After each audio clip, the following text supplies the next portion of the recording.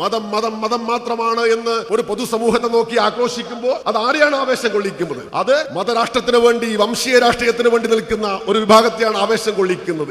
അവർക്ക് ഇന്ധനം പകർന്നു കൊടുക്കുന്നു. ഇപ്പൊ അദാനിയുടെ മാത്രം സമ്പത്ത് എന്ന് പറയുന്നത് 2014 57,000 കോടിയിൽ നിന്ന് 9.5 ലക്ഷം കോടിയായി ഒരു ദശാബ്ദക്കാലം കൊണ്ട് വർദ്ധിച്ചു എന്നതാണ്. ഞാൻ ഉണ്ടാക്കുന്ന കണക്കല്ല. 10 കൊല്ലം കൊണ്ട് അദാനിയുടെ സമ്പാദ്യത്തിൽ മാത്രം 9 ലക്ഷം കോടിയുടെ വർധനവുണ്ടായി എന്ന യാഥാർത്ഥ്യം നമ്മൾ മനസ്സിലാക്കണം. ഈ പണമെല്ലാം എങ്ങനെയാണ് ഉപയോഗിക്കുന്നത്? ആ പണമെല്ലാം നമ്മുടെ മാധ്യമരംഗത്തും കുറെ ഉപയോഗിക്കുന്നുണ്ട്. ഇപ്പൊ അദാനി നിയന്ത്രിക്കുമ്പോൾ ചാനലുണ്ട്. ഞാൻ ചാനലിന്റെ പേരൊന്നും പറയുന്നില്ല. കാരണം ഇനി വല്ല വാർത്തയും വല്ലപ്പോഴും കൊടുക്കുന്നതിനൊരു പ്രയാസം ഉണ്ടായത് കൊണ്ട് മാത്രമാണ്.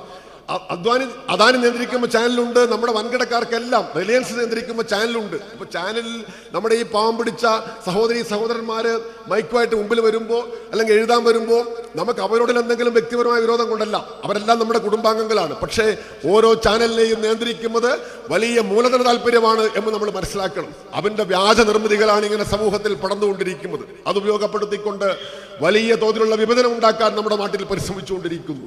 ഇവിടെ ഞാനും നിങ്ങളും ഓരോ ജാതിയിലോ മതത്തിലോ പറന്നു വീഴുന്നത് നമ്മുടെ ആരുടെയും ദോഷമോ മെച്ചമോ കൊണ്ടല്ല. അത് നമ്മുടെ മാതാപിതാക്കളുടെ ജാതി ഇങ്ങനെയാണ് എന്നതുകൊണ്ട്, സന്തോഷ് കുമാറിന്റെ ജാതി ഇങ്ങനെയാണ്, എൻ്റെ അച്ഛനും അമ്മയും അങ്ങ് സമൂഹം പ്രഖ്യാപിക്കുന്നു, നാടംഗീകരിക്കുന്നു. മതം അങ്ങനെയാണ്. പലപ്പോഴും വേണമെങ്കിൽ മതം ഒന്ന് മാറാനെങ്കിലും പറ്റും. പക്ഷെ ജാതി അതുപോലും സാധ്യതയില്ലാത്തൊരു സങ്കീർണമായ ഇന്ത്യൻ പ്രതിഭാസമാണ്. പക്ഷേ ഇതിൽ സ്വാഭാവികമായി ആഹ്ലാദിക്കുന്നവരുണ്ടാവാം. അവരുടെ സ്വകാര്യമായ ചടങ്ങുകൾക്ക് അത് ഉപയോഗപ്പെടുത്തുന്നവരുണ്ടാവാം. ജാതി സംഘടനകൾ കേരളത്തിൽ പ്രവർത്തിക്കുന്നുണ്ട്.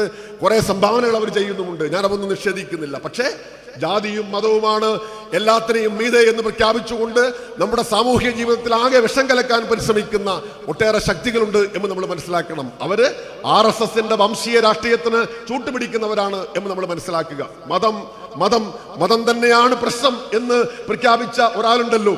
നിർഭാഗ്യവശാൽ അയാളുടെ ജന്മനാട് വയനാടാണ് എന്ന് ഞാൻ വിചാരിക്കുന്നു. മതം മതം മതം മാത്രമാണ് എന്ന് ഒരു പൊതുസമൂഹത്തെ നോക്കി ആക്രോശിക്കുമ്പോൾ അത് ആരെയാണ് ആവേശം കൊള്ളിക്കുന്നത്? അത് മതരാഷ്ട്രത്തിന് വേണ്ടി, വംശീയ രാഷ്ട്രീയത്തിന് വേണ്ടി നിൽക്കുന്ന ഒരു വിഭാഗത്തെയാണ് ആവേശം കൊള്ളിക്കുന്നത്. അവർക്ക് ഇന്ധനം പകർന്നു കൊടുക്കുന്നു. വർഗീയതയുടെ പ്രത്യേകത എപ്പോഴും അങ്ങനെയാണ്. അവർ പരസ്പരം സഹായിക്കും. നമ്മൾ കേൾക്കുമ്പോൾ വിചാരിക്കും ഇവർ എതിർക്കുകയാണല്ലോ എന്ന്. അങ്ങനെ എതിർക്കുകയല്ല, ഇവർ പരസ്പരം സഹായിക്കുകയാണ് എന്നുള്ളതാണ് യാഥാർത്ഥ്യം. മതം മതം മാത്രമാണ് പ്രശ്നം എന്ന് ഇങ്ങനെ ആക്രോശിക്കുമ്പോൾ, ഇങ്ങനെ കലിതുള്ളുമ്പോൾ അത് മതത്തോടുള്ള സ്നേഹം കൊണ്ടല്ല, പരിശുദ്ധ ഇസ്ലാമിനോടുള്ള സ്നേഹം കൊണ്ടല്ല, മറിച്ച് മതം പറഞ്ഞാലാണ് തനിക്ക് വോട്ട് കിട്ടുക എന്ന ചിന്തയുള്ളത് കൊണ്ടാണ്. അങ്ങനെ മതം പറഞ്ഞ് വോട്ട് കിട്ടി MLA ആയി വീട്ടിൽ ലക്ഷക്കണക്കിന് രൂപ ആരും അറിയാതെ പിരിച്ചൊളിപ്പിച്ചു വെക്കാൻ സൗകര്യമുണ്ടാകും എന്നതുകൊണ്ടാണ്. ഈ അപകടകാരികളെ നമ്മൾ തിരിച്ചറിയണം. എല്ലാ ഭാഗത്തും ഈ അപകടകാരികളുണ്ട്. അവര് മതത്തെയും ജാതിയെയും ഉപയോഗപ്പെടുത്താൻ ശ്രമിക്കുന്നു. ഇത് കേരളത്തിന്റെ രാഷ്ട്രീയ സമൂഹം കൃത്യമായി മനസ്സിലാക്കുകയും വിഭജനങ്ങൾ ഏതുമില്ലാത്ത സഹിഷ്ണുതയുള്ള എല്ലാ മതങ്ങൾക്കും ജാതികൾക്കും എന്നാൽ അവർക്ക് പ്രവർത്തിക്കാൻ സാധിക്കുന്ന ഒരു സാഹചര്യം കേരളത്തിൽ ഉണ്ടാവണം.